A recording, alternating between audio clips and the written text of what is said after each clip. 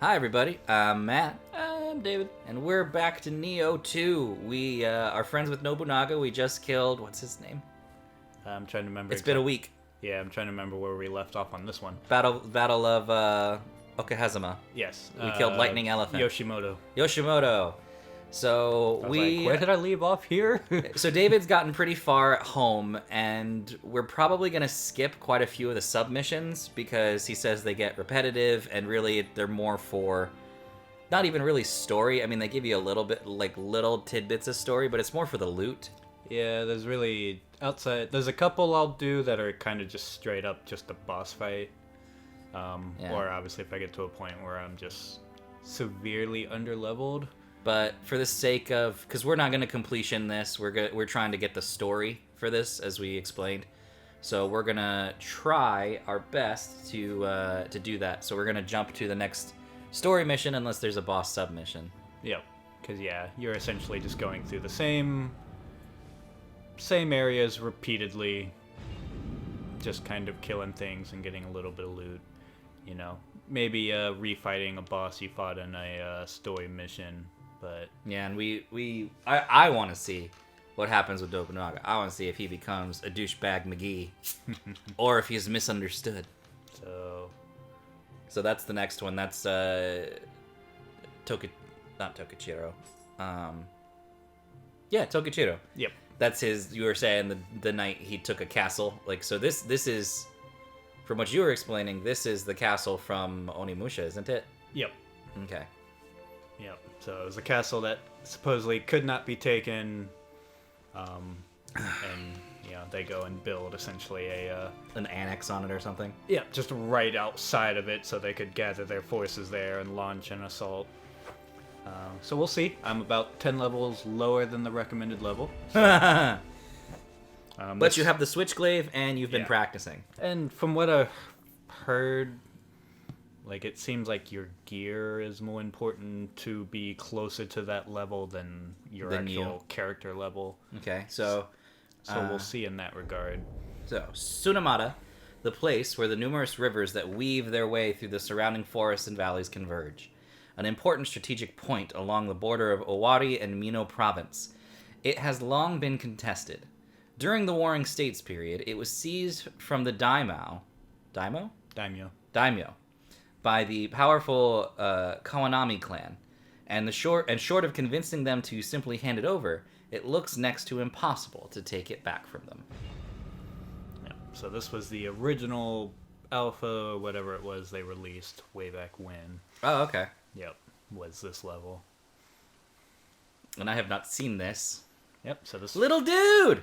all around the first time for you. Yep, little dude fishing. Hey, Matazar. What brings you here? Super British Japanese. Yeah, I forgot about the English. We're going to build a castle for Lord Nobunaga. Ha. Think you can beat us to it, huh? Don't make a monkey out of us.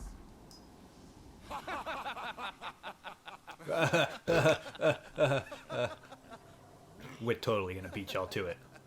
Just look at us, we're ready. Laughing at, monkey? Oh! Uh-oh, I think he's about to catch something. Pull! Pull! With all your little green might!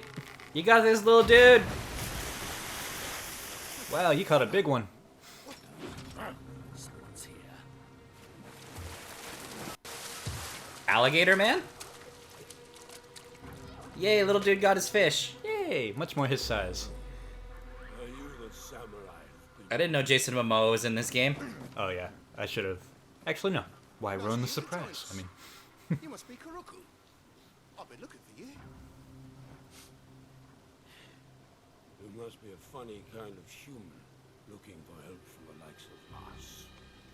so he's like us, part yokai. Interesting. Yep.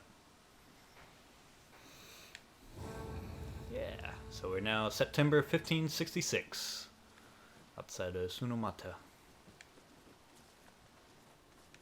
Oop. Corpse. Whether I remain with the Mino forces All the loot. to the enemy, I don't think the war will spare me. Nope, I think he died. Building a castle from scratch? That'd take way too long. Yeah. best plan is to seize a fort and turn it into a castle. Makes sense. So Tsunomata is Koroku and the Kawanami clan's turf. With them on our side, we can whip up a shiny new castle in no time flat. Well, that was the plan. But things aren't looking that simple. They never do. He looks much younger right there than he does in the cutscene. Yeah. He like thinned out his face and his Come on, neck. Eddie. Let's get to that fort. And by that I mean you go and I'll wait here until you complete it. Yep. Come on, Eddie. Alright, I just wanted you to give me something, but fine. But yeah, he does. I don't. It's just like. Maybe that's just why he stands like that. He's like, see me in my good light. Takes like 10 years off. This is my good angle. You know. Shoot me from a downward left angle. That's my best one. Oh, so David also, I don't remember if we recorded this at the end of the episode or if we did it in our own time. David said, David switched his sub-weapon as well, because we don't use the dual swords. Yep. So Granted. David's going to use the switchglaive and the regular uchigatana. Yep. Mostly the switchglaive, because he never swaps it anyway. Yeah, because it's just so good. that and just trying to allocate the stats to like multiple weapons doesn't particularly go over too well. Yeah. So, not unless you choose things that basically take the same exact stats. Which, considering the switchglaive is magic. And just all around amazing. Who saw me? I hear you. There he is. I like this level. This level's pretty. Because every other level we've done has been at nighttime. So I'm enjoying that. I mean, there was one that was kind of overcast and rainy during the day. Not the Okahazama, the I think it was the blacksmith level. No, the blacksmith one's the one during the day. Okahazama was the rainy one. Well, no, I'm thinking of the blacksmith one. Because it was during the day, but it was still like gray and sepia. Oh. I like that this one, you know, is colorful. Yeah. Yeah, no, this is a very lively area. I enjoy that. It's a nice change of pace. Yep. I'll move this back towards the shrine. Because that's one thing a lot of games tend to struggle with, is giving you a various aesthetic for the look of the levels. Yeah, they sometimes get a little too much into either that, like, gritty realism, or just because, you know, there's some areas where everything would look the same, so it's kind of hard to switch it up. But Yeah, well, that's like so like Doom Eternal. One of the big things about that right now is the level design is amazing, and each level feels different and looks different, and they're colorful. Doom 2016, which we just finished, they all look the same, all the levels. But one could make the same argument for something like Gears of War. Like, I haven't played Gears of War since the third one, but the first two Gears of War, everything looked the same. Yeah. It was all sepia. Yeah. And it's much harder in like a post-apocalyptic setting because everything's kind of meh. But like, look at Fallout. You get a variety of areas in Fallout. Yeah. You know? And that was kind of like the issue, like, say, with like Killzone or some of those, like... Yeah, although Killzone Liberation... Yeah, the newest the one... The PS4 one. Yeah, the newest one definitely helped. Not Liberation. Shadows Fall. Shadowfall, yeah. Something like that. That one had a bit more... Yeah, and there were sections of the third one that did, just because it was, you know... I never played the third. I liked the second a lot. The first one was interesting. Oh, God. Killzone was like Mass Effect, where the first one you could play, but it just was kind of broken. Yeah. And the second one really, like, established it. Yeah. If you didn't play it when it first came out, and you were just used to, like, that's how games were controlled back then. Yeah, you would want to jump to the second. Although, unlike Mass Effect, and I say this as someone who never beat Andromeda, from what I understand, Shadow Kill, or whatever it was much better. Like, it was a strong sequel, it's just nobody played it. Yep. That is... While Andromeda, everybody played, but it was... I'm not going to say it was bad, because I haven't played it, but from what I heard... Yeah, it was. I definitely hear a lot of complaints. I guess disappointing. Yeah. Would be like it wasn't what people were hoping for. Yeah. So it wasn't that it was a bad game. It just wasn't. It didn't live up to the hype. Yeah. Which is tough after so many games. Oh yeah, because I played Andromeda for like the first 4 or 5 hours, and I was like, well, this just is Mass Effect 1 story again, you know, because it was that thing of, oh, I'm on a planet, and now I'm marked by this signal, and this new alien race wants to kill me. Like, This seems so familiar. yeah, it seemed familiar, but I also wasn't the biggest Mass Effect fan. I loved 2, I enjoyed 3, but that was kind of it. It wasn't like I didn't read the books or the comics. Yeah. But no, if you like, oh, fuck me! What the hell is that? that's a big boy. Oh god, I was not expecting that. We're just having a nice. Oh god, he grabbed me.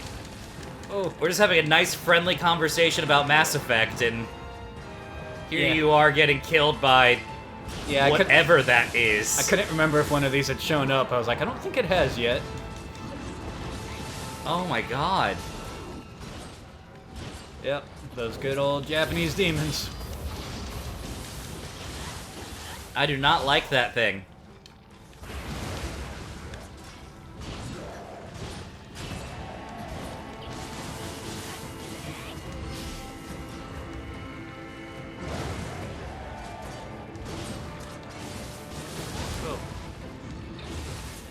Oh. We'll get back to Mass Effect in a moment. David's having some issues.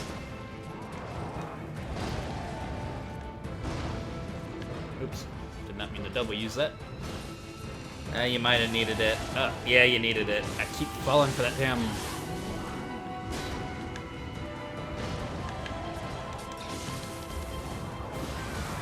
There you go. I was like, knowing that he flaps on you when you're behind him, I kept falling for it.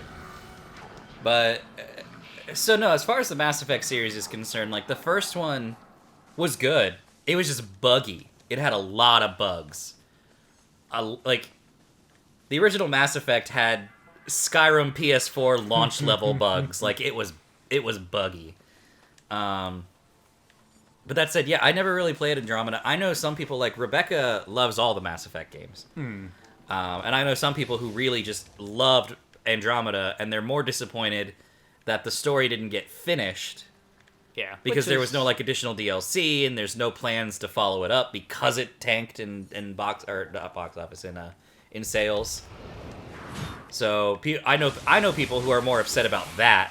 Yeah. But I also know that the critical, like, internet reaction to Andromeda was just not pleasant. Yeah. You know, So- and I have no opinion, like I said. I haven't played it. Yeah, and you never know. It could be a case like, say like God of War, where people were really starting to get down on it. They took some time and then came back and just And I'm knocked hoping- it out of the park. And I'm hoping that's what they're doing for Dragon Age, too, because they've announced Dragon Age 4 over at BioWare. And I loved 1. Like, I've liked all of them. 2 is still my least favorite because it's the most formulaic and least RPG. But I loved 1. I really liked what they did with 3. Where they brought back some of the RPG elements and it was crafting and it was cool in that regard. My biggest complaint with 3 is that they haven't really built off of the choices you make in 1. But I did enjoy Inquisition quite a bit, and I'm very curious to see where they will go with 4, given the story out of Dragon Age 3.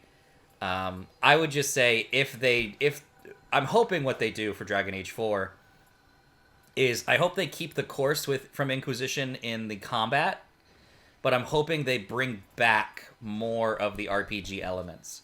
Because that's I feel where BioWare has stumbled a lot lately, is they keep trying to take away RPG from their RPGs.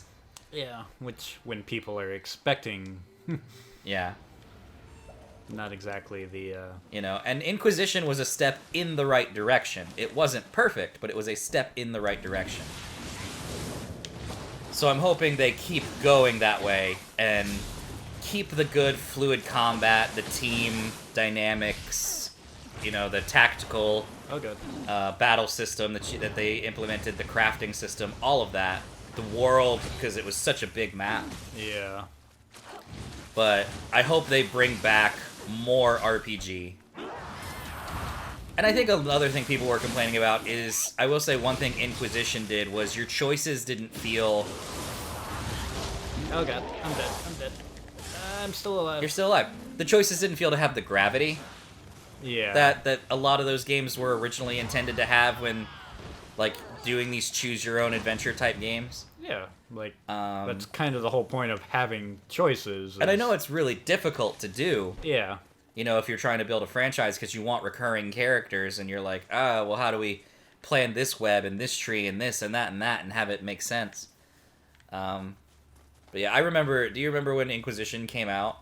The big problem people had with it was they're like, there's only one area of the game. It's so small and da-da-da-da. And BioWare had to get on Twitter and be like, you can leave the plains. Go to the map and back out. There's like 4 other areas you can go to at the start of the game. Because everybody's like, there's only this one field and I've done everything.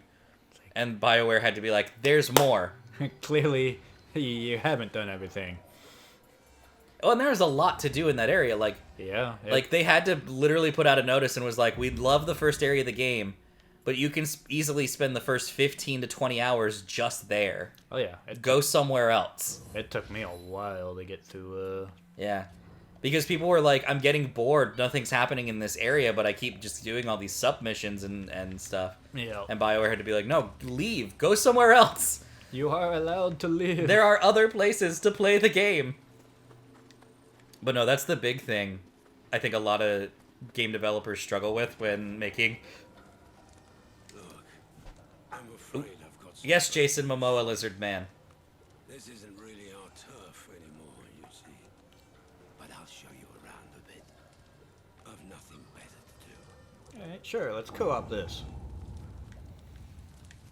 But no, they struggle, I think, with the choice system. How do we give the players choice to customize their story, but also allow for it to carry off into a sequel? Yeah. And honestly, the Mass Effect 2 and 3 were the best two to do that. Yeah. And so I'd be very curious to see how Dragon Age does that, because they keep bringing in characters, but they don't do a time skip or anything. Yeah. I think, people, companies want a good lesson in that. Just look at The Witcher. That's true. The Witcher did a great job with it. Like, really good. Everything didn't exactly translate 100% from, 2 to 3. But it did a good job. There were some things, they clearly, changed up a little bit. But, yeah, overall, they did a good job. And they've kept their roster of characters. Yeah. I will say, one of the things I wish Dragon Age would do is... So, I would love to play Dragon Age for the channel at some point. I think it could be fun. It'll be a little bit of a longer one. Especially because I plan to play 4 when it comes out.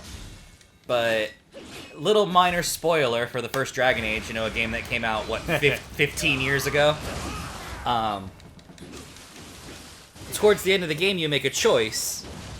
And it's a big choice, and it's essentially... You can create Damien from the Omen, pretty much. And 3 picks up on that plotline a little bit, and I think they do try to reconcile it. But it's just one of those things, up until that, it felt so thrown away, and it didn't feel like your warden had any real gravity to the world. I would love it if 4 brought your warden... Not back, but showed the gravity your character from the first game has. Yeah, really progress some things and show... Yeah. So that they actually do feel connected and not just... This is just the 4th game and... Yeah, well, 3 was... Inquisition felt more where they were... It felt more like, hey, we realized, we have 2 games that really didn't interconnect too much. Here's the 3rd game... This is our new kicking off point. Yeah. Here's a couple of submissions that talk about the first 2 games and weave them into the world lore. And I was like, okay, cool. So I'm very curious to see where 4 goes and how it takes that first 3 games and implements it out. Granted, this is years down the road from now because I think they said it was early development. Yeah, they definitely don't. Definitely haven't had much to. You know, I'd be surprised if we saw it before 2022, honestly. Yeah. Did he, like, glitch out to life? Guy. I will say one game we were talking about being excited for that just has had no like reveals yet is Elden Ring. Yeah, like after that trailer and all the rumors of like there'll be news like this month and nope, just Yeah. silence. The only because we were talking about it because I saw a Twitter post that the composer from Dark Souls 2, 3, Bloodborne, and Sekiro Yeah. is returning for Elden Ring, which is fantastic. Yep. You know. Don't break what's not broken. Yes, such great soundtracks. Granted, Dark Souls 1 and Bloodborne are my 2 favorite of the Souls tracks. Like Soulsborne tracks, but like Sekiro's great too. Don't let me skip out on that one. So I'm very excited to see like what this composer will bring to like a Western fantasy Norse god Yeah. video game. You know, because that's what it seems to be. Is it looks like very Western fantasy Norse mythology kind of thing. Yeah, which is very much kind of what Miyazaki was a big fan of growing up. So which makes me even more excited. Yeah, which You know? is kind of why like so many of their games are always like Dark Souls, Demon Souls, like that kind of. Well, then you've got Kingsfield too. Yeah, like Miyazaki was a big lead in that. That's why like Sekiro, like you would think would be kind of the thing they would, but it's like no, that was something new for them because he kind of always focused on like the Western type of thing. Yeah, but 'cause that's Sekiro was just so good. Yeah. So that was like them actually going back and doing something like, in Japan, which was actually like new for them. Yeah, I'm just hoping we find out something about Elden Ring soon. Gameplay footage at least. Like I just want to see it. Especially because like with the trailer, like it said like PS4, Xbox, like all that, and it's like, well, and it still very much could. It's just yeah. You're also kind of running out of time now before. I think it'll be one of those last titles. We could see it by the end of the year. We could see it next year, and it would still make sense on the PS4. But until we know fully how PS4 and Xbox, the Xbox, like upgrade certain PS4, Xbox One games, because like one of the things they were saying, I think, don't quote me on this. I think we were talking about it before, the backwards compatibility they were talking about for PS5. I think they said certain PS4 games will get the HDR like boost with the PS5. That's part of what's been difficult for them. And Xbox One said the same because they said that when it came to like Cyberpunk. Like if you get Cyberpunk, you'll be able to play the Xbox version of it. So it's very possible that some of these last minute late games will do that. But only time will tell. Yeah. Only the actual reveal of these games will really show that. Yeah. But yeah, definitely just kind of want to see it in action. Like obviously you've had like their conversations with him and his like description of what it is or what it'll be like, but until you actually see it. I honestly blame George R.R. Martin. Actually, no, I can't, because everything else he does, he finishes. It's only Game of Thrones. Yep. That doesn't mean he can pump out books and scripts TV and shows. Yeah, but the minute it comes to his books, and by books I mean Game of Thrones, because he's come out with short story compilations and other books. Yeah, it's just trying to actually finish the monster. Fire and Ice, yeah. Which I've only read like the first book. David has read all 5, and very much is just like hurry up, jonesing for a new one.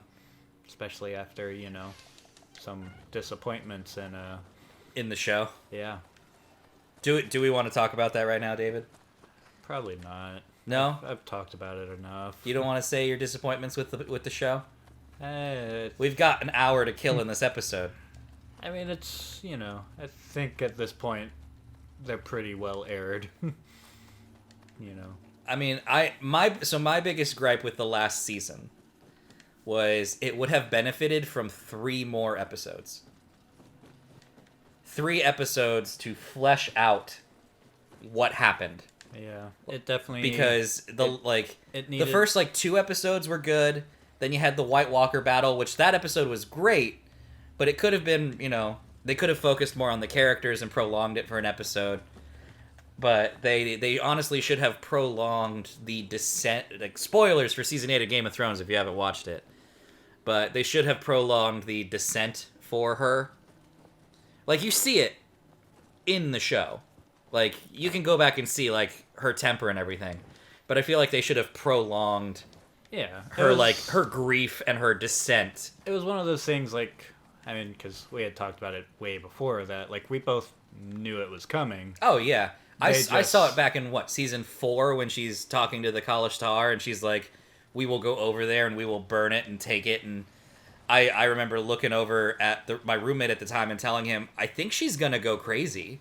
Yeah. I think she's gonna have the blood, the Mad King curse. And he was like, no. And I was like, yeah. And then it happened and I was like, I called it. Yeah. And it was something I know I had saw even earlier than that, just based off things from the books, where it's it's not a surprise. It's just they didn't do a good job fleshing it out in the show, and that's what you need. You needed felt this. Like it came out of nowhere. If you didn't think it was coming. It's weird to say this about a TV show, but they needed to show us and not just tell us. Yeah. Because that's really what they did. They just told us, hey, guess what? She's crazy. Yep.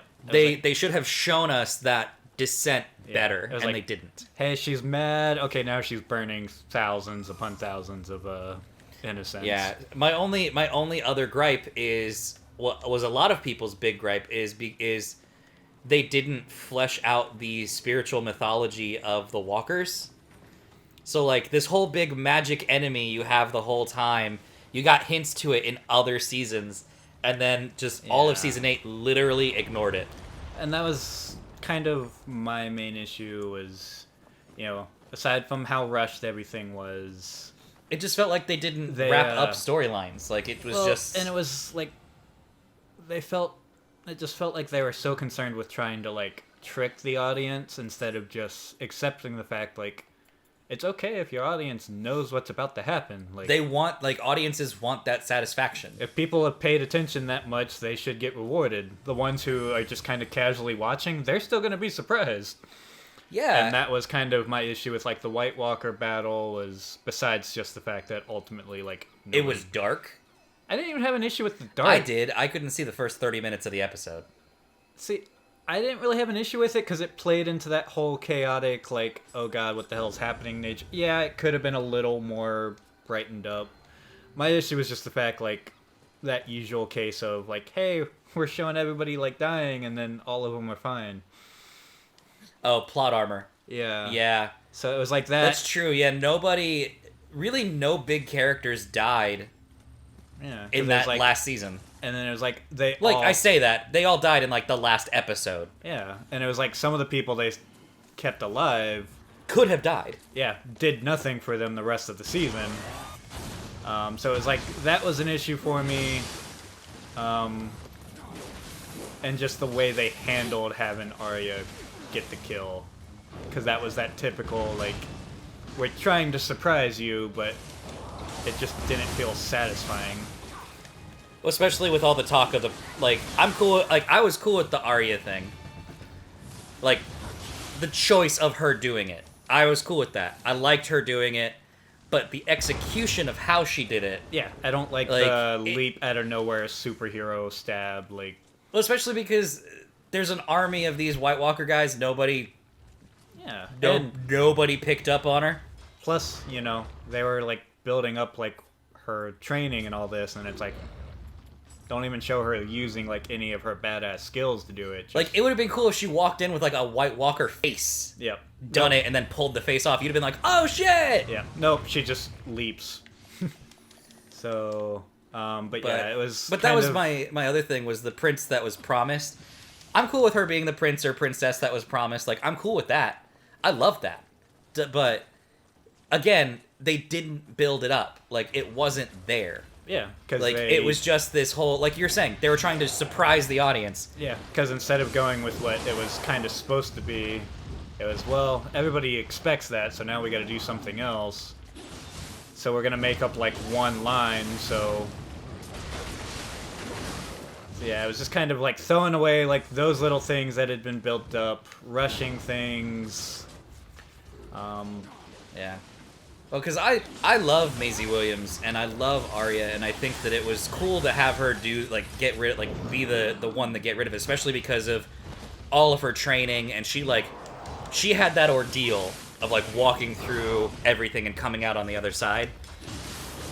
But again, my big problem with it was you build up this prophecy, you build up this big mythical connection, and it's literally over in 10 seconds, and then just nobody talks about it again for the rest of the show. Like, it's supposed to be this. So you're getting down on a knee and bowing. I think it was the. Might have just. I think it's the third one down. Yeah. Oh crap! Too late. You scrolled over it, and I was like, David, that's it. Yep.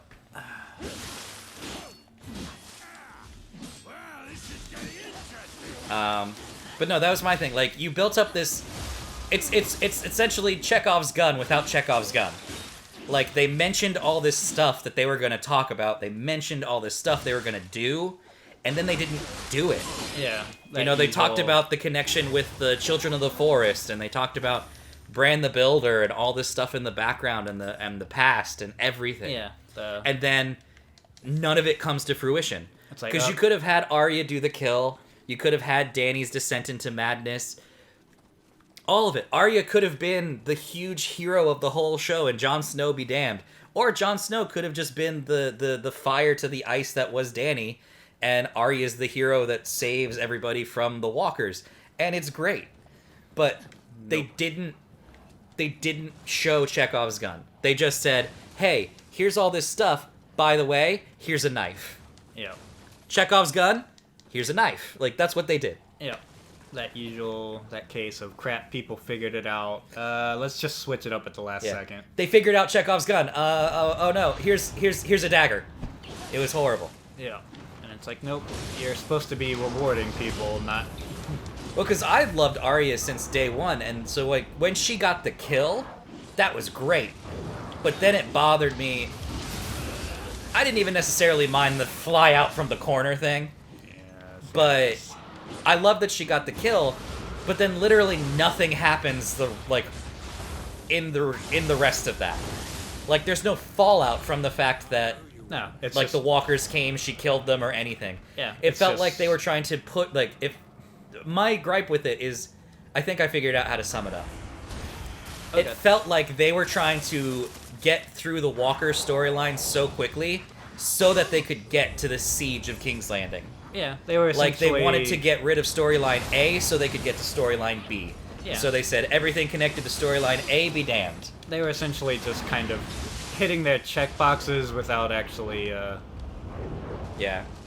It was like a group project where you really only, oh, you have just enough health. Oh god.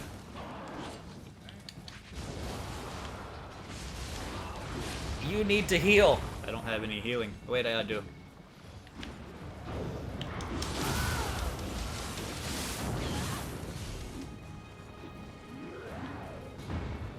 Come on, monkey. Yeah, there's a lot to say about it, but I thought they honestly, their biggest flaw can be summed up in it was rushed, and they didn't follow through on plot points they had hinted at. Yeah, and I think part of that's because, you know, they were going based off just what Martin told them when he clearly doesn't even Know where that- he's going. He just has a general idea of, like, so-and-so's gonna end on the throne, or, like, Danny's gonna go mad, or So, like, they essentially, instead of actually trying to think of, like, why would this happen, it's just, okay, well, we got to make that happen, so... Well, so I would have loved it from a writing perspective if in the Walker battle episode, because for me, the season was pretty strong up until the Walker episode, and then it was kind of downhill from there. I would have loved it. Keep Arya killing the Night King. That was great. You know, Arya kills the Night King. Maybe do it in a different way so she doesn't fly out ninja style from the corner. She could have been wearing a Walker face or like the face of the dead or something like that, and use that training to get the blow. And he could have even caught her as she did it and then still done that whole cool dagger spin thing. I would have just been happy if they had just, like, from the time she left, like, Melisandre, if they had just shown her, like, fighting through, like, a tunnel of, like, undead, and then you see her looking at, like, the place where the Night King is. The way it's like, okay, she's coming for him. But I don't like that. We're just gonna not show this character for, like, 20 minutes so you forget about them. Oh, okay. I get And that. then they just appear at the last moment to Makes save sense. the day. You like, you wanted that like little bit of like, hey, we're That not just- trying to TV trick you. yeah, it just, that always comes off as lazy to me, that I get we you. hope you forget this character so that way they can show up out of nowhere with no explanation of how they got there. The one so I was cool with Arya killing him. I was cool with Dany going insane. I was cool with pretty much you did it again. I was cool with where all of our characters ended, right? I was cool with all that. The only thing I wanted differently that I didn't quite get, I wanted Jon to kill Ice Dragon. I think that would have been really cool. Like he's fighting it Yeah. in the thing, like, and he essentially does nothing that whole episode. yeah, and I think it would have been really cool because they even have him like hiding from it and like about to die from it. I thought it would have been really cool. You have him fighting it. He does like he's supposed to be the best swordsman. Have him kill a dragon one-on-one, stab it through the head, spin around, cut the head off, something. Have Ghost jump in from the side and climb on its back as he runs up and kills it, and then him and Ghost are there, bloodied and beaten or whatever. And then Arya kills the Night King. Like, I just wanted Jon to kill the dragon. That would have been cool. It would have been that spectacle that people would have talked about, like, oh, Jon killed the dragon. Arya killed the Night King. Stark's forever. Like, it would have been that kind of moment. Instead, Jon stood there and just kind of failed at everything he tried to do. Yeah. Although we did get my boy, my love, who Jorah. We got him going out like a badass because he was the Yeah. one man without plot armor that episode. But I did like that you essentially had the shot of him on like a mountain of dead. I mean, he died, but he still had plot armor to survive long enough to die. Because I would have liked it if he still had the grayscale, honestly. when it was, yeah, but like when Little dude behind the thing. Dany gets knocked off or is like left out in the middle of the field and it's literally just the two of them and they somehow are, it's like, hey, he was in the castle, he wasn't out in the field no more, like he would not have been able to get to her. Well, again, a small shot of him seeing the dragon starting to tumble in the sky could have solved that. Yeah, except for the fact the whole castle is surrounded by thousands of undead. I'm just saying. Tokichiro built a castle in a day. Jorah can sneak through it. Jorah was the most badass man. I like that actor a lot. Same. I really like that actor. He's a good Yeah. actor. No, that's like a very Like he got me day one because I was like, oh, I like that actor. I'm gonna like this character even if he's a dickhole. But no, that's just like a minor gripe. Like, my main thing was like the ever like replenishing armies. Like, the Dothraki all charge in and get annihilated. Then she suddenly has, you know, More Dothraki 10,000 of them. to siege King's Landing. The whole north just got annihilated, but now she has an entire army again marching south to Well, and again, I think that the problem with that was they rushed it. yeah. Because they skipped weeks, months in between episodes. And it's like, this show was not built on that. This show was built to show you the interconnecting politics and how the little details happen. And so it's like, oh, big battle. skip 6 months, because that was one of your big gripes in the last few seasons, and a lot of people's gripes were the time jumps that would happen. Yeah. Or, like, the inconsistent time. Should I bring up Danny flying from yeah. the Dragon Shard Island, whatever it was called? I can't remember, because it's been so long. That's really when they To lost the north? me. That was the episode where I really started to lose a lot of faith in them. Yeah, and it's honestly just, like you say, I feel like they knew what they wanted to do, but they wanted to subvert the audience expectations, and so it just, from a showrunner perspective, did not land. Yeah. It didn't work. Which, the more I see people talk about like certain interviews with them, the more it comes out that they honestly didn't know what the hell they were doing. Yeah. They were just doing things. And that's that was the problem. They should have tried to figure out a better, like, a plan.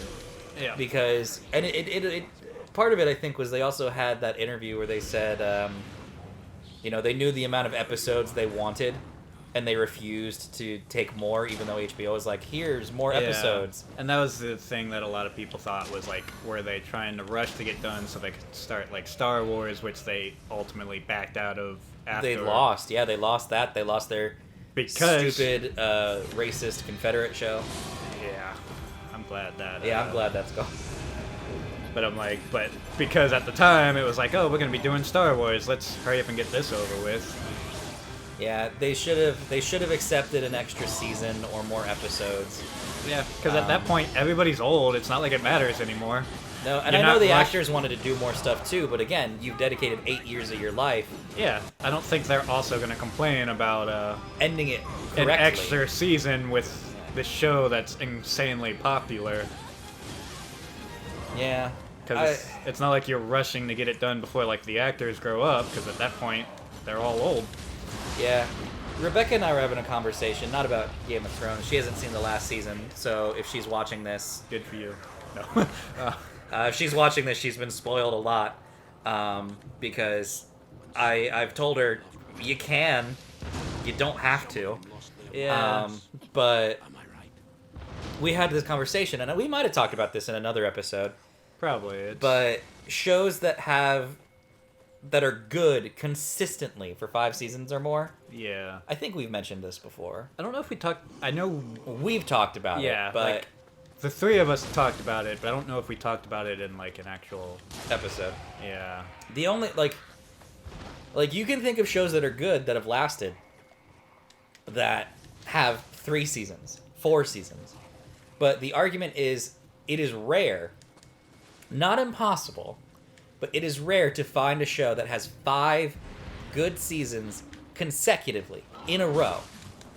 Not to say that it has 5 good seasons overall, but that it has 5 in a row. And we found a few, like Parks and Rec, seasons 2 through 6 are good. So 2, 3, 4, 5, and 6 are good. That's an example. Like, season 1 is meh. Season 7, nobody talks about. But seasons 1 through 6, or not 1 through 6, 2 through 6, 5 seasons in a row, that's an example. Other people point to, like, oh, the Good Place doesn't qualify. There's only 4 seasons. It needs 5 in a row. You know, like a syndicated show, 5 seasons, but it has to be consecutively good. Look at that. And it is hard. Hot spring. Yeah. I would argue Game of Thrones was good seasons 1 through 5. Yep. But after that, it drops. Very much so. 6, 7, and 8, not the best. Yeah, you certainly Now that said, if in the future my kids, and they're teenagers and they're like, hey, I love fantasy. What's this Game of Thrones show people keep talking about? If the books aren't finished, I'll be like, here, kids, embrace it. Love it. Feel my pain. I'll stop it after season 5 and go, okay, kids, I'm going to give you a choice. Yeah. It's one of those things, like, I've seen people talk about how they felt like they wasted their time watching it, like, because of the way it No, ended. I And don't I'm feel like it. I I didn't waste it. It's still one of the, if not the best fantasy show we have ever gotten on television. Yeah, I was like, I do And- not regret at all, like... No, and it paves the way for other things like Wheel of Time, which never would have been made had Game of Thrones have not been made. Shannara Chronicles on MTV, while being, a teenage aimed show was very well done. Like it had like a CW type feel and budget, but if you like CW type shows, it's right up your alley as far as fantasy goes. And it makes me sad they never finished it because it got 2 seasons and it was canceled. And they set up for a 3rd season that they could have just tied everything up and been like, hey, here's 3 seasons of Shannara, you know. But again, another reoccurring problem with why some shows don't end up reaching like that. Yeah, they get canceled. Yep. Like some of the ones that do have a lot of promise, like, oh, nope, it's over. Yeah, but Shannara was again another fantasy show that would never have been made had Game of Thrones not happened. Yep. You know, and it's the same thing when people complain about Peter Jackson's Lord of the Rings. I'm a huge fan of Peter Jackson's Lord of the Rings. His Hobbit movies, David and I have talked at length about their issues, and we can talk about that this episode if we want. We still got plenty of time. Oh, but again, if Peter Jackson's movies hadn't been made, Game of Thrones would never have been made. You know, it's that kind of thing. Like, fantasy wasn't popular. Yep. It was all sci-fi. It was all dystopic stuff. You know, and hell, I contribute people wanting to make Lord of the Rings to Harry Potter. Like, if Harry Potter hadn't been successful, movie studios like Warner Brothers wouldn't have gone, well, here's another book series we can put a lot of money into. Because Harry Potter and Lord of the Rings came out a few years apart. Harry Potter came out first, movies-wise. I'm not stupid. Yeah, because We're not talking about the books that came out, 60 years before Harry Potter. I think Harry Potter was like the very end of like the 90s. Book-wise, yes. Well, then I guess they would have been very. They might have been overlapping. I might not be able to contribute it to it. Because they would both of them be very early, like very 2000s. early. 2001 was the first Harry Potter film. Lord of the Rings: Fellowship of the Ring was 2001. So never mind, scratch that. Yeah, they came out at the same time. Wow, so that's surprising. So what would you contribute? What? A ballsy executive, I guess? Probably. I mean, I think. Because Harry Potter makes sense coming out. It's a popular book series, and then the first, that makes sense. I'm trying to figure out what prompted the studio to make a huge blockbuster trilogy about the Lord of the Rings. He must have gave him a really damn good pitch. Must have, yeah. The rise of D&D nerds again? I don't know. No, because you got to think like early 2000. That's when things were really struggling for Wizards. Yeah. Because that was that was 3rd edition. Yeah, it was like the tail end of yeah. So I don't know what else really would have came out around. But I don't know anything else that blockbuster wise. Yeah, that would be even similar. Star Wars. Technically, the prequels came out late 90s, early 2000s. We were in. It was 98, I think, when Phantom Menace came out. Oh god. Because we were freshmen in high school when Revenge of the Sith came out. Yeah. So that would have been like 2001 or no, like 2003. Yeah, I could just see it being a good pitch because obviously, Lord of the Rings, the books were popular. That's true, and the animated ones were very popular as well. You had, the animated movies that a lot of people like, so it could have just been executive timing. Yeah, good pitch. So kind of having like that idea of like, no, like we could do like a live action. Yeah, you're right. I definitely contribute Harry Potter though to more young adult novels getting made into movies. Consistently. Because everybody's now looking, like movie studios are now looking for that next Harry Potter franchise. Yeah. Because again, all of this was pre-Marvel. It wasn't all about the superheroes. This was a different time for film franchises. But yeah, Lord of the Rings was definitely what I would contribute. Like, if you didn't have the Lord of the Rings movies, you wouldn't have had Game of Thrones TV show. If you didn't have the Game of Thrones TV show, you would not have gotten the Wheel of Time. Nope. Like, people had talked about the Wheel of Time because of Lord of the Rings, but as a TV show, it was unfathomable. Nope. Because Netflix wasn't big, and it wasn't a big thing. Like, over the course of Game of Thrones, Netflix and streaming exploded. Like, they had tried a pilot episode for Wheel of Time, and it failed miserably.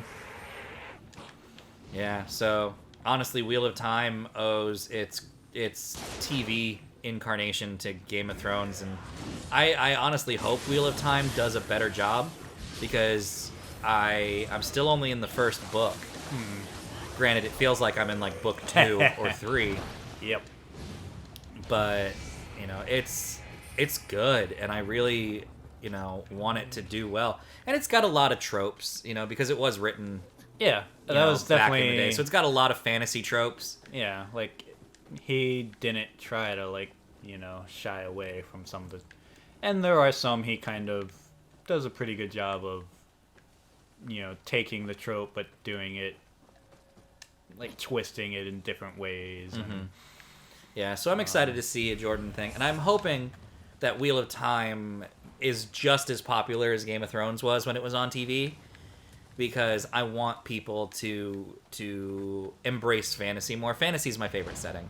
yeah, kind of need people to kind of come back and not just be all ready to jump off the bridge just because Yeah. Game of Thrones faltered at the end. Well, and I think luckily because of things like Netflix and streaming, because we're more of a streaming community culture now, as far as media goes, it's much easier to put out these different genre of content, because they know we have fantasy people.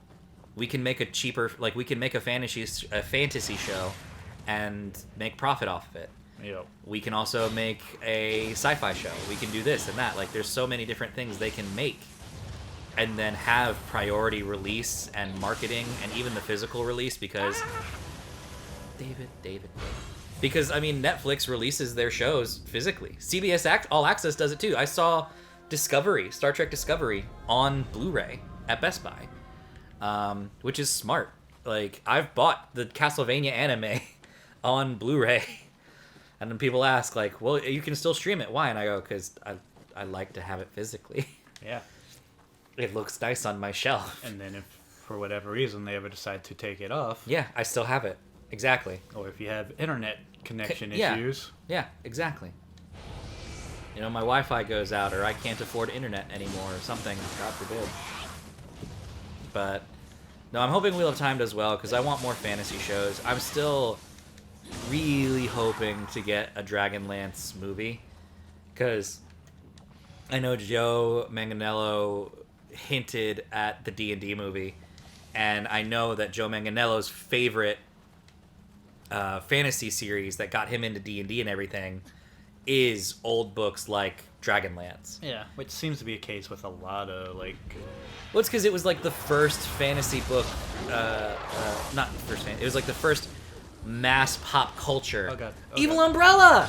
Oh, Evil God. Umbrella's back! oh god, this is a really bad spot. I'm excited for the Evil Umbrella. Yeah. Yeah, but Evil Umbrella and Snake Lady is not a good combo. I No, imagine. especially because the evil umbrella alone can kind of one-shot you. Well, he's almost dead. Ow. He's dead. Oof. But I would say Dragonlance is one of those first mass market pop culture series. You you already had people who loved Lord of the Rings. You had people who loved Michael Moorcock and things like that. The Eldrick books and all that stuff. There was high fantasy out in the world, Narnia and Lord of the Rings and Moorcock. But Dragonlance was that first mass market, broad audience. Here you go. You can have your kid read this. Hobbit was you could have your kid read it. Narnia was you could have your kid read this. But it was that thing it was marketable. Yeah. Especially because then they connected it to the games and all that. But yeah, Dragonlance was it was good. It had all the tropes. It had the universe, and it played it read like a D&D session, because that's pretty much where it started. Yeah. It started with Weiss and Trickman, their home D&D game, and they wrote a book about it, because Raceland they described as being, there was just this one player at their table who was a wizard, and he just sat in the dark corner and had this something dark side kind of thing going on about him, and that's what gave them the inspiration for Raceland. And it set off it was a home D&D game in a book, and I think that's what made it so popular, was it was marketable, it was popular culture, but it connected to D&D. Yeah. Unlike like Lord of the Rings, like Lord of the Rings set up D&D. It's what set the stage. But Stop ducking right when I go to... Oh, God, it turned me around. All right, reset.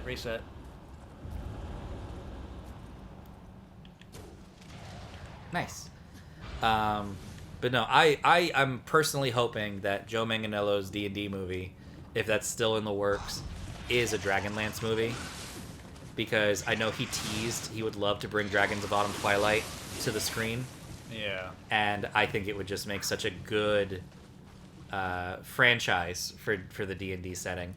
That, and I've been saying for years, ever since 5e became so popular, that I want more. Oh, shit.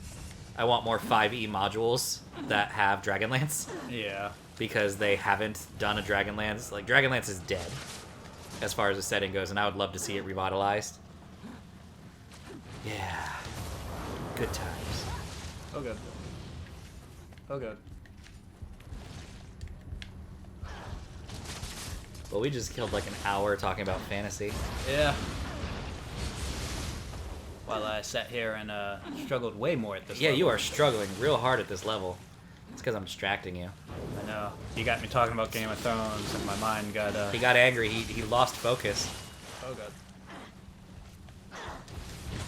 Ah, really? Up until this level, you have breezed through this game. This level, though. I know. Which is sad, because I've gone through this level twice now between the...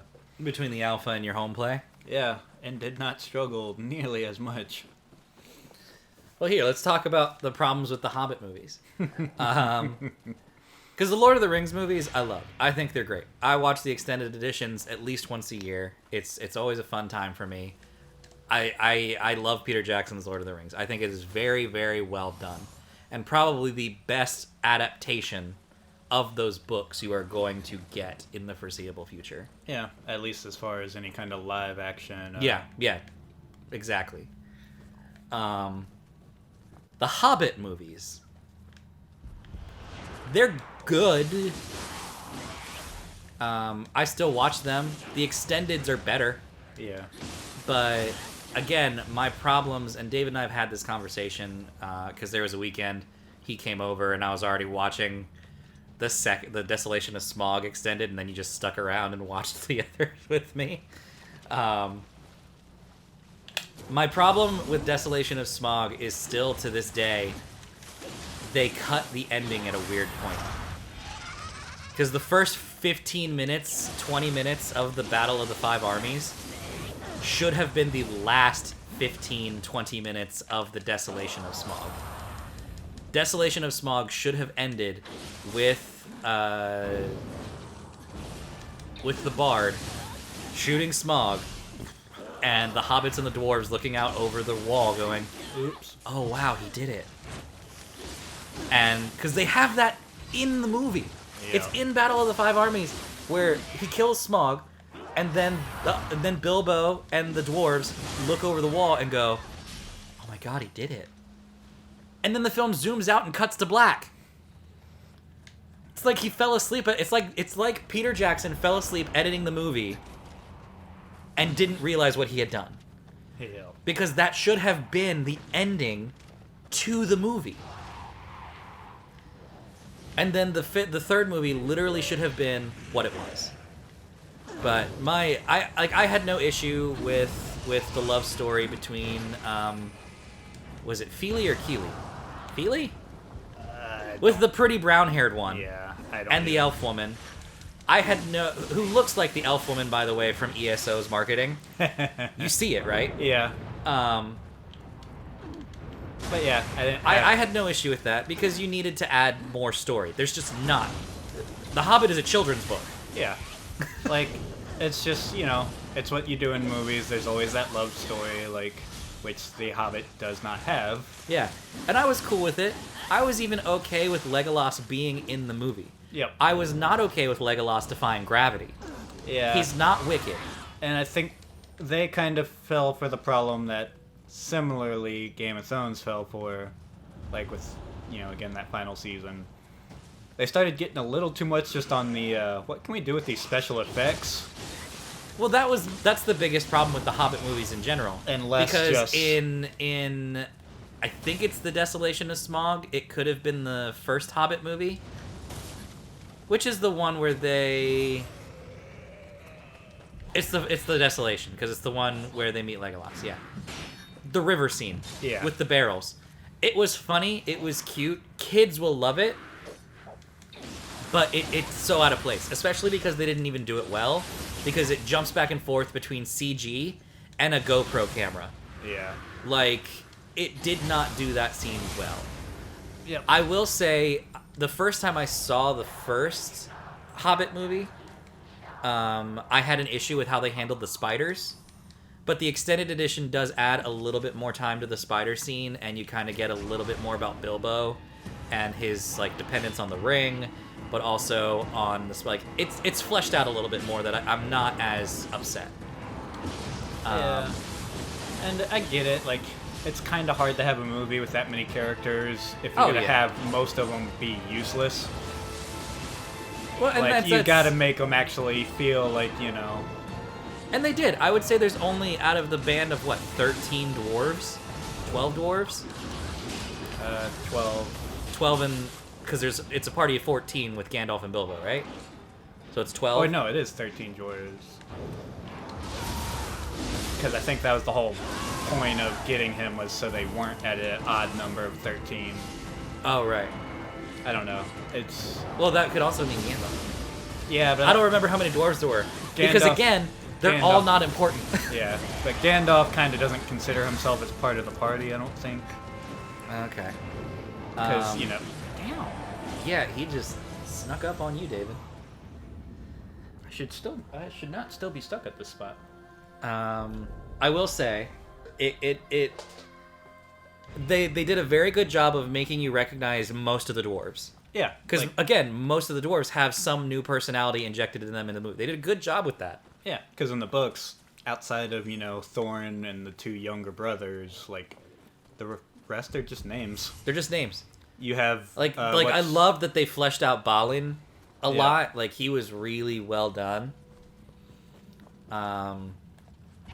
Fili and Keely were well done. Thorin, Richard Armitage. Yeah. So well done. But they did a good job with all of them, honestly. Yep. So, like, I get, like, the spider scene or some of the others where it's like, in the books, the dwarves don't do jack shit.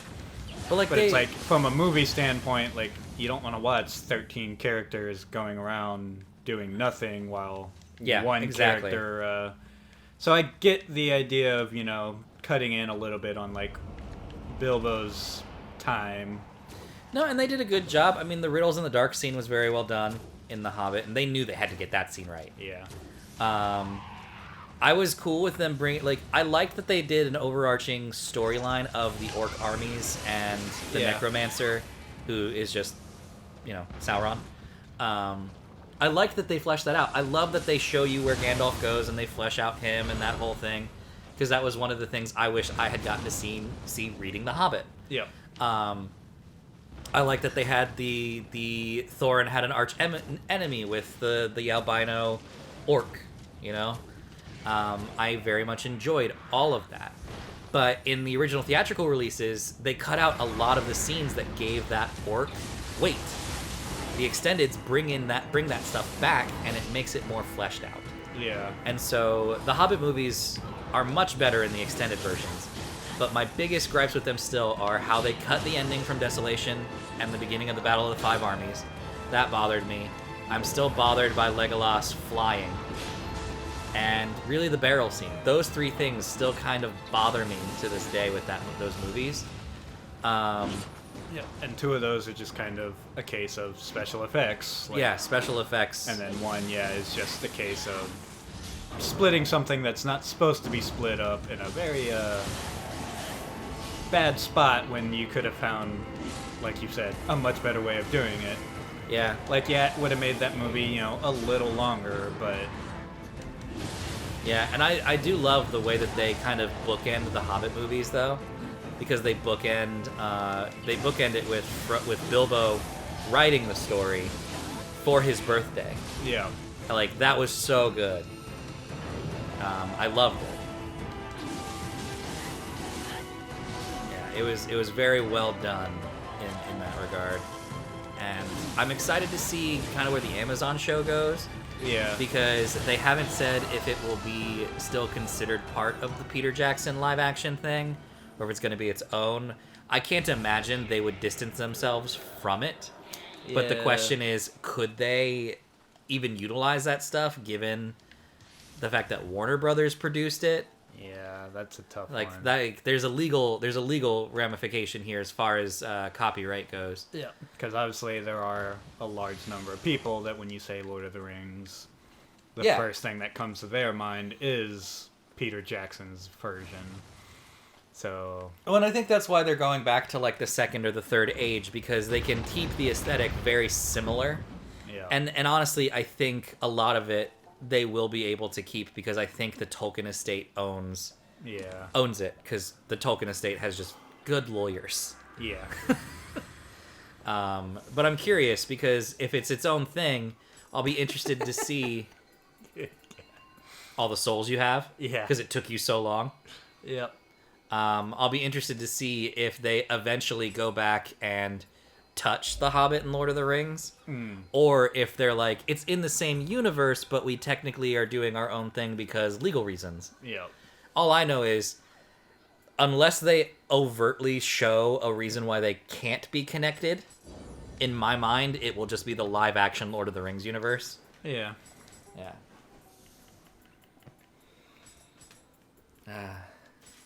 Yeah. I know that's one of the funny things is I've always related to Ben Wyatt from Parks and Rec, other than one reason, and that is he has issues with the Peter Jackson Lord of the Rings, and I don't. Yeah, and a lot of the people I find that have issues with his Lord of the Rings is that usual case of like, well, he cut this out or he cut that out. Or Gimli's beard was supposed to be 3 shades darker. It's like, you can't do everything exactly the way it is in the books. No, it's an adaptation. You have to accept it for what it is and be happy you get the scenes you get. Hell, I love fantasy. My love for fantasy is born, like, I had already loved fantasy. Like, there was a show on Kids WB back in the day, The Knights of Tirdanog or something. I ate the shit out of that. I loved Hercules, Kevin Sorbo, Hercules on TV, or Lucy Lawless, Xena, Warrior Princess. I love Xena. That show still holds up. Xena, Hercules does too, I think, because they're technically the same universe, like Buffy and Yeah. Angel. But Xena's just still more fun. I love Kevin Sorbo, but yeah, Xena was so good. Like, that stuff shaped my very young childhood, but like so did Star Trek Next Gen and Star Wars. Like, I loved sci-fi and fantasy.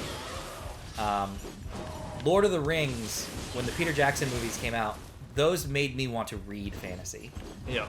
Like, the Mines of Moria scene to this day, Ian McKellen, You Shall Not Pass, fighting the Balrog, you know, Viggo Mortensen being the most perfect Aragorn of all time. Like, Yep. it gets me, and it made me want to read. And because of that, I went to the library and I found fantasy books. I found Dragonlance and I found R.A. Salvatore's Drizzt novels. Like, those were the 2 fantasy series I found that I was like, because I couldn't figure out where to start. That was always the most daunting thing for me. Yeah, and I think that's what gets a lot of people is like, Where do I start in there's fantasy? so many options that it's like, and then obviously, you know. And it was before before Google and like Wikipedia. Yeah. Like, Google was starting out, but like Wikipedia was barely a thing. Yeah. And I had no idea where to look. And it doesn't help that, you know, some of them can be really long, the way you look at the books and you're like, okay, that's intimidating. Very much so. So when I found Dragonlance, it was I was looking around the library, because this was before they renovated the library over where we grew up. I found Dragonlance, and I didn't even start with the first Dragonlance novels. I started with Dragons of a New Dawn or New Age. I started with their 4E books. I think it was. I think they were their 4. It could have been their 3E books. Like, I started with the ones like the Dragonlance essentially had a cataclysm, and now here's the new age. So I was like, okay, it seems like a decent place to start. And there were still things I did not understand going into it, but it was a good gateway for me. And then after I read that trilogy, I went back and I opened the book and I found the list of Dragonlance novels, and I went back and I found the very first one, and I read the first trilogy, and I read the second trilogy. I've read most of the main series for that. I think there's only like 7 books I haven't read in that main series because I love those books. I need to reread them. Yeah, those I go back and reread Autumn's Twilight every once in a while. Those are definitely some I need to get around to reading. Yeah. And honestly, the first 3 of those books are the only Dragonlance books you can really ever find at the bookstore anymore. They don't seem to order any of the rest of the series. You can only get them from the internet or from used bookstores, your local businesses. I go to our local bookstores every once in a while and see what Dragonlance books they have to see which ones I can get to fill out my collection, because I kind of want to get most of the Dragonlance books that I can. Yeah, definitely something to do, especially now that more and more of them are going out of business. Oh, yeah. It's quarantine. Well, even before that. Well, 'Cause I luckily... know there was another one near me that went out of business not too long ago. Oh, I'm looking at the bigger ones near us, like AFK or Exchange. They tend to do pretty well. But yeah, I know they're probably struggling right now with everything. I need to see if they have some curbside drop-off. You know, because the thing is, and if you're listening, this is something that's going on, at least in some localities, where businesses are doing curbside pickup for your small businesses, you know, to sell books and products, so you have things to do, as long as they haven't been deemed unessential yet. Yeah. You know, because if you're in a locality where only essential things can be open, that's cool. And I mean, you should be practicing social distancing and quarantine, for sure. It's just one of those things of supporting your local business while you can, like ordering takeout to go from your local restaurant, because they're technically still essential. And they're still there, and they're open. And your small businesses are going to struggle during this time. Yep. You know, so it's one of those things. Because I was looking at a list of what actually qualifies like an essential employee, and essentially it's you have to work with food, you have to be a postal worker, or you have to be a nurse or a doctor. There's a pretty long list, but essentially that's what it boils down to. Or any kind of, if you service any kind of electronics, particularly cell phones. Yeah, because those are the things people need to be able to communicate for essential, and if anything goes down. Yep, any kind of auto repair stuff, like home repair, things like that are still all open for the time being.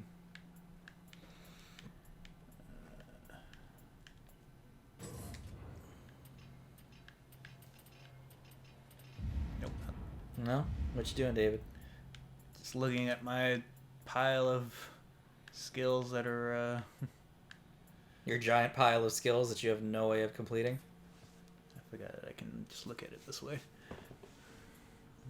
Oh, that's cool. That's handy, actually. Yeah. Unfortunately, it still kind of bounces all around as opposed to kind of working around it.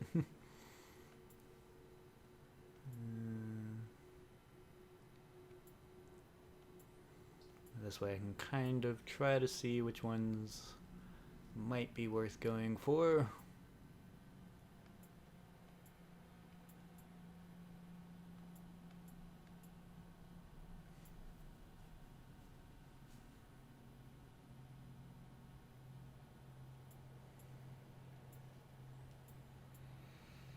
Which I think some of these I kind of, I gotta wait for the next... For the next mission kind of thing? Yeah, and the next training mission, so I guess I'll hold off for a little bit. And...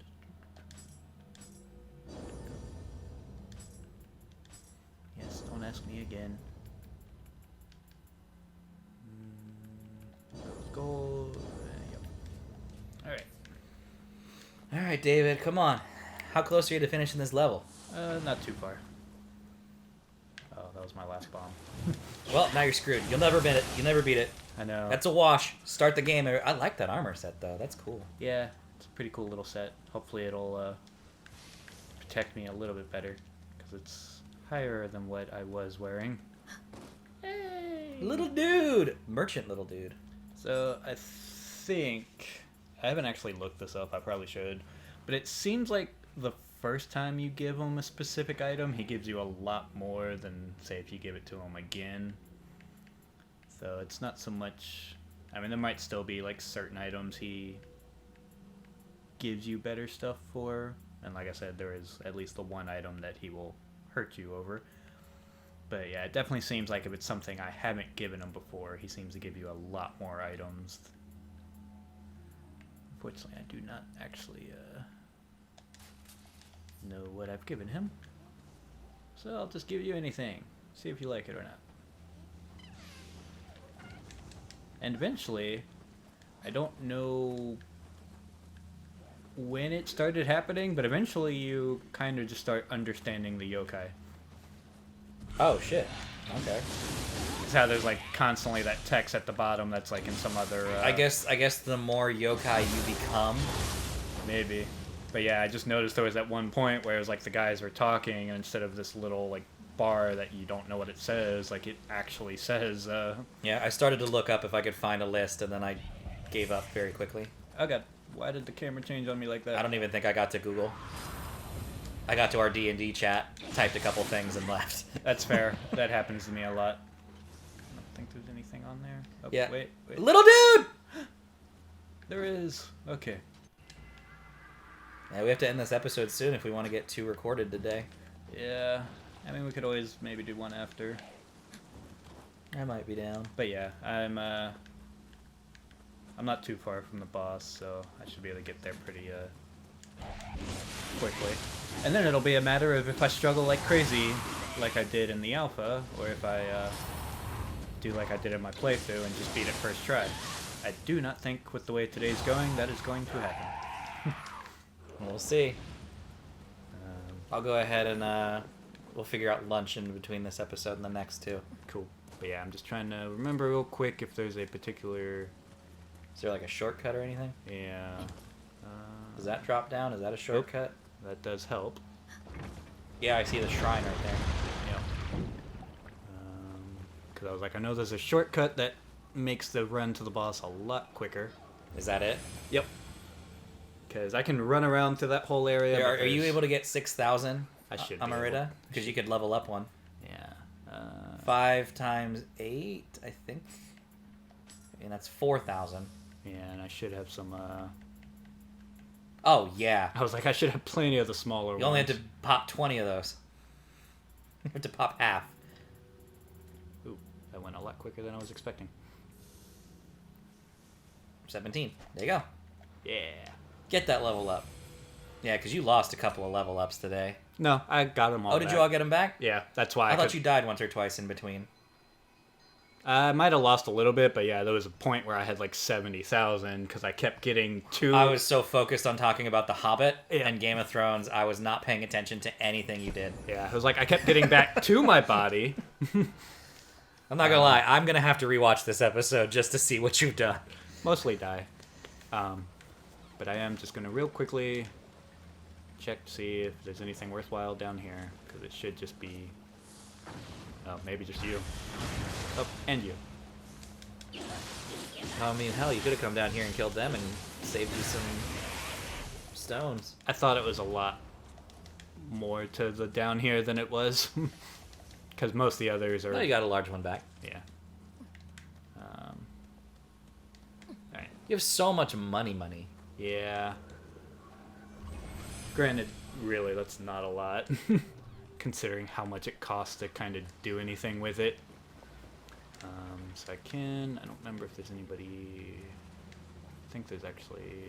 Okay, no, this one's just safe. Alright, so I'll hop in the hot springs, and then we'll just run past things and get to the boss. Sounds like a plan. Let's go kill the boss. Because the boss should be... That's not just running past everything, David. That's grabbing items. I meant all the enemies. Oh, you just dropped down and now you're at the boss? Yep. Like, I could have ran through all the other stuff, but there's really Is it the nothing. lizard man? Are you gonna have to fight the lizard man? Nope. Something else. Super umbrella? Something that's gonna help us. After we beat the shit out of it. Right, here we go. Leave this to me. Sure. Sure, Tokichiro. Do something on this trip.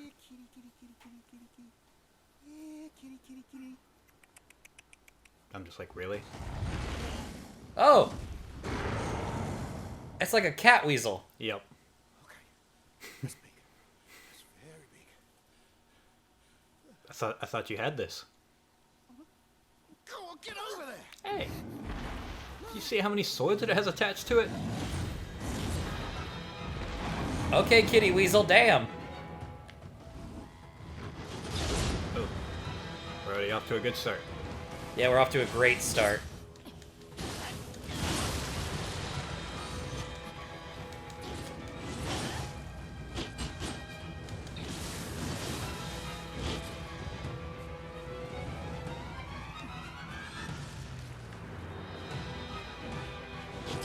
Ow. Oh god. Oh no. I'm dead. Okay, I'm not No, dead. you're still alive. You're still alive. You're good. You're not dead. You gotta kill the Kama Itachi. Ow. Well, the Kama Itachi's kicking your ass, David. Yeah, it is. It's a bit more what I was expecting when I got here in my playthrough. God, I keep dodging like right into that.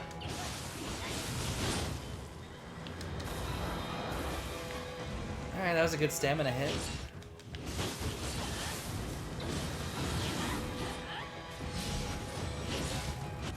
Ah! Ooh, right in the butt. Right in the booty. Now you're in the demon realm. Because, of course you are. Yep. Because it's Nioh 2. Ooh, ooh, no. Oh no. Get away. Oh no. Oh yeah, forgot about this part. Can he summon more of himself? Or does he just move that quick? It's like temporarily, there's like a couple of them all spinning around. Well, he's almost half dead. So that's something. Yeah. Oh god. Ooh, countered. Nice, barely. Really need to kind of get my stamina back up. Get him, Snake. I'm a snake. I'm gonna kill you, Wizzle. Ow. Snake. Oh no. Perfect.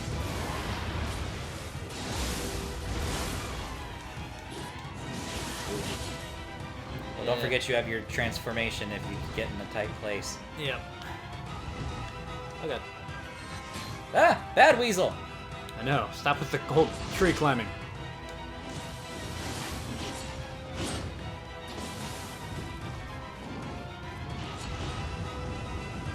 No more tornadoes. Bad Weasel. Just die, Weasel.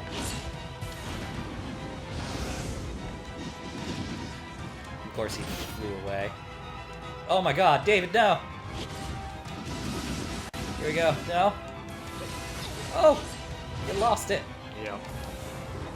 I had a feeling that might have been too early. It's fine. You're still like 2 hits away from killing it. There we go. Snake for the win. Yeah, so I think they nerfed him pretty heavily from the alpha. I mean, probably. It was the alpha. Because, yeah, I remember... Granted, I also understand how the game works a lot better now. But, yeah, the alpha, I just could not even get close to killing it.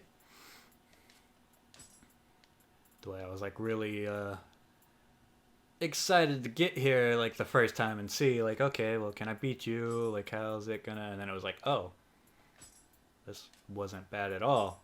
So, yeah, I think they just very heavily, And, you know, I'm sure you were also a much lower level in the alpha. Oh, probably much lower. Granted, I guess I can't talk because I am a bit under what they recommend. But yay! Okay, so what's gonna happen? We're gonna get some help to build a castle. Because with all those swords, he can really chop some wood.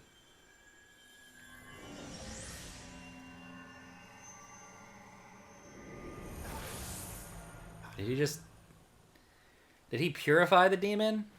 Essentially.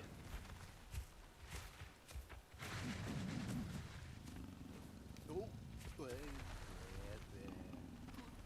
Oi. Yeah, totally. He says if you're here for wood, go ahead. Thanks. We're just gonna destroy your whole forest. So wait, the mimics and troll turtles or treasure turtles are also his Gang's all here. helpers? They're gonna help out. Yeah, I think they're like part of his clan or Didn't I something. tell you, Mumia? This is Victory Tokichiro style. No killing required. Except for everything I killed to get here. You know. Right, Kitty? Alright, let's head back to fix the fort. Let's just ignore all the bodies I left in the forest to get to this point. Could've totally killed all of them. Yeah, super killed all of them. But hey, at least the cat's alive. Yeah, the weasel cat. With the really long blades.